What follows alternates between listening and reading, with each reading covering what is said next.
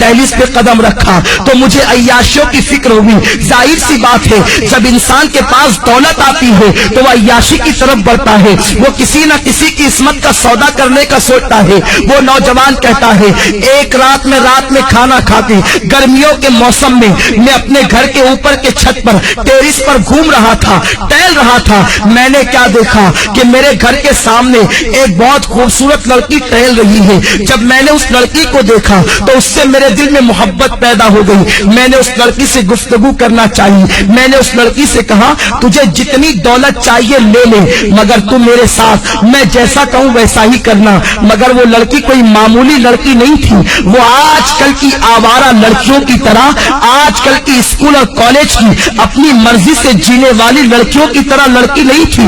اس لڑکی کے ماں باپ نے اس کی پرورش ٹی وی اور وی سی آر کے سائے میں نہیں کی تھی, بلکہ وہ لڑکی ایک نیک اور پرہیزگار ماں باپ کی بیٹی تھی. اس کے ماں باپ نے اس کی پرورش جو ہے وہ ناولوں کے سائے میں, ہیروئن اور ہیرو کی زندگی کے سائے میں نہیں بلکہ سیدہ فاطمہ کے کردار کے سائے میں کی تھی, قرآن مقدس کی تعلیم کے سائے میں کی تھی. جب اس لڑکی کے سامنے اس نوجوان لڑکے نے دولت کو پیش کر کے اس کی عصمت کا سودا کرنا چاہا تو لڑکی نے بڑا پیارا جواب دیا, اے نوجوان لذت کے لیے گناہ مت کر, لذت چلی جائے گی گناہ باقی رہ جائے گا.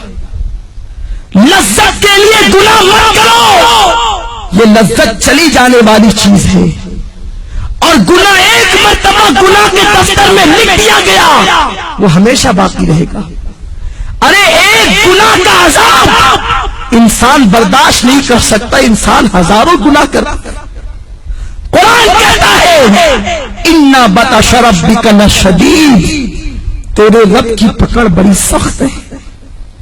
اے میری بہنوں, کم از کم اپنے آپ سے تو تم محبت کر لو. اللہ کا عذاب بڑا خطرناک ہے. ساری دنیا مل کر اس کے چھوٹے سے عذاب کو برداشت نہیں کر سکتی. تم اتنے گناہ کر کے اتنے بے باکی کے ساتھ زندگی گزارتے ہو, تمہیں اللہ کا ڈر نہیں ہے, تمہیں مرنا نہیں ہے, کہ تمہیں قبر میں نہیں جانا ہے. وہ نوجوان کو اس لڑکی نے کہا لذت کے لیے گناہ مت کر, لذت چلی جائے گی گناہ باقی رہ جائے گا. وہ نوجوان کہتا ہے میں اس لڑکی کے پیچھے لگا رہا. وہ لڑکی مجھے اللہ سے ڈراتی رہی. آخر کیا ہوا, ہمارے شہر میں قحط سالی کا زمانہ آیا, سوکھا پڑ گیا, قحط پڑ گیا.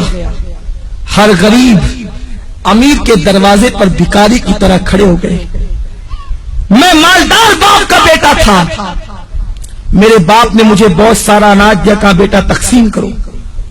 میں اناج تقسیم کر رہا تھا کہ میرے دروازے پہ وہ لڑکی بھی چلی آئی. میں نے اس لڑکی کو قطار میں دیکھا, میں خوش ہو گیا کہ آج اپنے دل کی خواہش پوری کروں گا. میں نے جلدی اپنے نوکروں سے کہا کہ سب کو دے کر کے بھگا دو, اور اس لڑکی کو میں نے اپنے کمرے میں بلایا. لڑکی سے پوچھا کیا بات ہے, کیوں آئی ہو, آنے کی وجہ کیا ہے.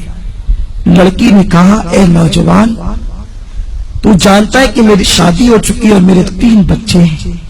میں ماں ہوں, میرے بچے بھوک کی وجہ سے تڑپ رہے ہیں. خدا کے لیے